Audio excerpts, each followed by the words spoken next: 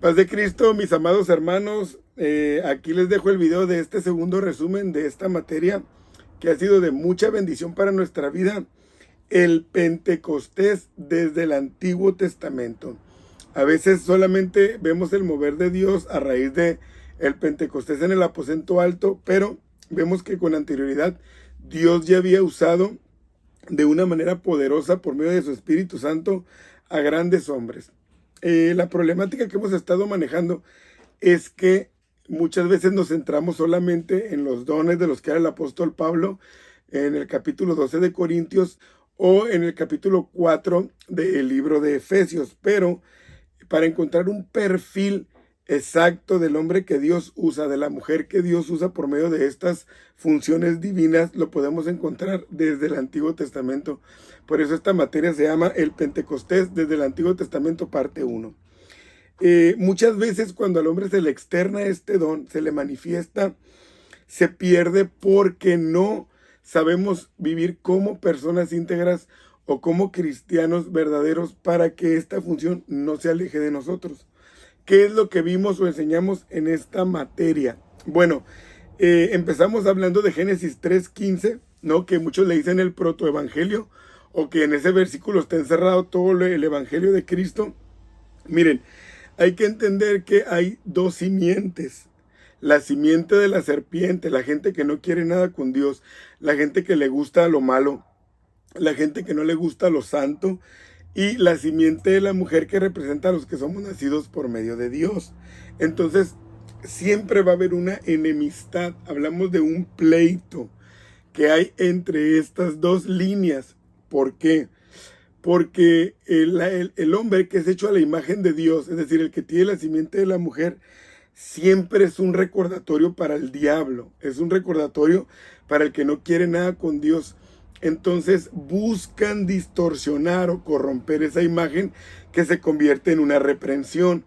Por eso vemos esta enemistad a lo largo y ancho de la Biblia y de la historia, pero empieza entre el pleito de Abel y de su hermano Caín. Entonces tenemos que tener cuidado en estos diálogos que abrimos. Ya nos dimos cuenta, por ejemplo, que cuando Eva abre un diálogo con el enemigo, termina él, como es astuto, destruyéndolo. Entonces, es algo que tenemos que cuidar, no dialogar en el sentido de ponernos a escuchar como si fuéramos amigos del mundo, como si compartiéramos lo que ellos hacen, porque vamos a perder. Nosotros tenemos que tener un diálogo diario con Dios, que es el que nos va a guiar, ¿no? Entonces, eso fue el primer punto, entender que hay una enemistad, no querer congraciarnos o querer usar el evangelio en nuestro ministerio de una manera que no les moleste, porque hay una enemistad, y en toda enemistad entonces pues hay problemas, ¿no? En el perfil de Caín vimos que él ofrece externamente una ofrenda. Sus papás vieron, o los que hubieran estado, y si ya tenía hermanos más grandes o más chicos, fueron testigos de su ofrenda externamente. Y en este tiempo externamente ejercemos un ministerio, un don, un llamado, lo que sea, externamente, pero descuidamos lo interno. Miren, internamente este hombre que ofreció una ofrenda a Dios era un engañador. Engañó a su hermano, le dijo, vamos, salgamos al campo. ¿Y qué hizo con él? Lo mató. O sea, un hombre que maquinaba el mal. En su corazón y en su mente estaba el mal. Entregó una ofrenda externa, sí, pero era soberbio. Cuando Dios le dijo, ¿dónde está tu hermano? Él le dijo, yo soy su cuidador. Un hombre soberbio, un hombre mentiroso. Y podemos deducir muchas cosas de su perfil. Y así lograremos entender más por qué Dios no recibió la ofrenda externa de él. Entonces, en conclusión, sabemos que Dios primero va a respaldar y recibir al ofrendante, al que ejerce el ministerio, el don, primero a la persona y luego la función que salga de esta persona. Por el contrario, Abel, ¿qué hizo? Bueno, pues ofreció un primogénito, ¿no? Y explicábamos que dar el primogénito o el único o el primero podía determinar que no le dieran más. A lo mejor una pareja de sus animalitos tuvieron un primogénito, pero y si ya no tenía más, él al dárselo a Dios no era darle algo, era darle todo, confiando que Dios le daría más. Y hablábamos de que era gordo, o sea, que había invertido en él. No solamente dijo, bueno, pues ya le voy a dar eso, ya como sea no es mío. No, él invirtió para que ese animal estuviera gordo. Entonces, Cuando nosotros entendemos que podemos ejercer un ministerio respaldado por Dios, cuando le damos lo mejor y cuando le invertimos ese ministerio, ¿no? Mucha gente habla lenguas, pero no le invierte a ese ministerio. Mucha gente tiene sueños, mucha gente interpreta, mucha gente tiene palabra de revelación, pero no invierte en su don y en su ministerio. Solamente se conforma con tenerlo, ¿no? ¿Qué logró Caín? Bueno, pues formar una cultura sin Dios, una cultura sin que los usara Dios, y privó a sus hijos de ver esa bendición en sus familias. ¿Y qué pasó con Abel? Bueno, él murió, pero agradando a Dios, ¿no? Entonces, en esto de las ofrendas debemos entender, para que haya una buena pentecostalidad en nosotros, un buen uso de Dios en nosotros, es que si yo quiero que baje algo del cielo, entonces tengo que hacer que algo suba. Y ahí es donde entra la ofrenda, mi vida, mi testimonio, mi trabajo. Ese sube, entonces algo baja del cielo. Vimos también el perfil de Noé, Génesis 6:8, que este hombre halló gracia, ¿no? Pero se oye de repente muy fácil escuchar, bueno, es que la gracia de Dios está en el hermano. Dios puso gracia en fulano, en mengano, pero hay un proceso para la gracia de Dios. Y es que cuando analizamos la historia del tiempo de Noé, él no hizo sincretismo, o sea, él no mezcló su piedad con Dios y con lo del mundo. O sea, él se mantuvo en lo que sus antepasados le habían revelado. De hecho, su nombre era una profecía del diluvio.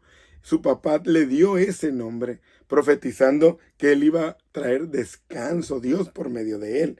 Entonces, dice la Biblia que era un varón justo. O sea, cuando Noé vio lo que Dios había hecho con sus antepasados, Noé entendió que lo más justo era servir a Dios. Entonces Dios se lo contó.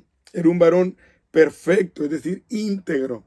Lo que se miraba por fuera, al contrario de Caín, también se miraba por dentro. Entonces esto le ayudó mucho a Noé. ¿Para qué?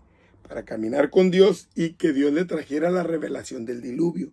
Entonces hay que entender claramente la revelación, porque mucha gente quiere tener revelación, mucha gente quiere que Dios le muestre. Es como un cliché muy usado en estos tiempos por los cristianos, ¿no? Pero la revelación es para que usted lo haga público.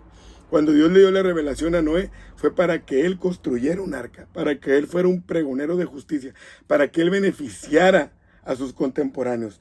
Ya dependía de ellos si querían o no. Pero la revelación viene para esto. Un sueño viene para ser que publicado con la sabiduría de Dios. Un mensaje profético viene para ser publicado. Tu don, tu ministerio vienen para que tú los publiques, para que publiques las maravillas que el alto Dios hace con nosotros. Entonces entendamos que la pentecostalidad no es para una efervescencia solamente de un lugar, de una iglesia local, sino tiene una connotación más profunda que tenemos que entenderla nosotros en esta escuela, que es, bueno, que Dios va a querer que la hagamos pública, que ese avivamiento, que ese despertar de los dones caiga en beneficio de la gente que todavía no conoce a Cristo, ¿no? Entendiendo que Dios habla por medio de los dones. Cerramos la clase número 2 hablando de Abraham, Génesis 12, que Dios lo saca de la idolatría. Bueno, aquí hay un punto importante que yo recalqué. Abraham, Dios lo saca de la idolatría para que él reconozca que necesita un Salvador y no pueda él ir por la vida creyéndose algo que no es. Por eso Dios trabaja con nosotros y hace una obra salvífica de diferentes maneras, porque el primer paso para que un hombre sea usado por Dios es que reconozca que necesita un Salvador. Dios le dijo algo que parecía contradictorio, y así es lo que Dios va a hacer con nosotros. Cosas que a nuestra mente le van a parecer incongruentes. Le dijo el Señor: voy a hacer de ti una nación grande, cuando su esposa era estéril. Engrandeceré tu nombre, cuando el que no tenía hijos perdía su nombre. Y si nos damos cuenta, en nuestra actualidad, musulmanes, judíos, cristianos tienen a Abraham por padre, es decir, Dios fue fiel. Te bendeciré, o sea, le estaba diciendo, te voy a hacer feliz, porque no eres, porque no le había cumplido Dios sus anhelos, sus sueños. Dijo, te voy a hacer feliz, y tan feliz que vas a bendecir a otros, vas a hacer felices a otros. Y eso lo vemos en el ministerio de su hijo Isaac, que es parte de la promesa. Entonces, cerramos con una oración hablando de pedirle a Dios que Él haga algo incongruente con lo que está en nuestra mente. ¿Y a qué nos referimos con esto? Que nuestra mente a veces nos tiene ya muy metodizados, muy sistematizados en lo que Dios ya va a hacer conmigo o ya hizo. Como que nuestra mente ya nos tiene muy limitados. Y hoy te invito a que hagas la misma oración. Señor, haz algo incongruente conmigo. No lo que dice mi mente, no lo que dice mi historia, no lo que pienso yo que va a ser, sino lo que tú tienes para mí. Este es el resumen de la clase número 2 y espero que sea de bendición para ti si te la perdiste. Y clase número 3, espero que la mayoría pueda ir presencial en la 15ª iglesia. Es este martes, cerramos la materia. Dios los bendiga. Ánimo.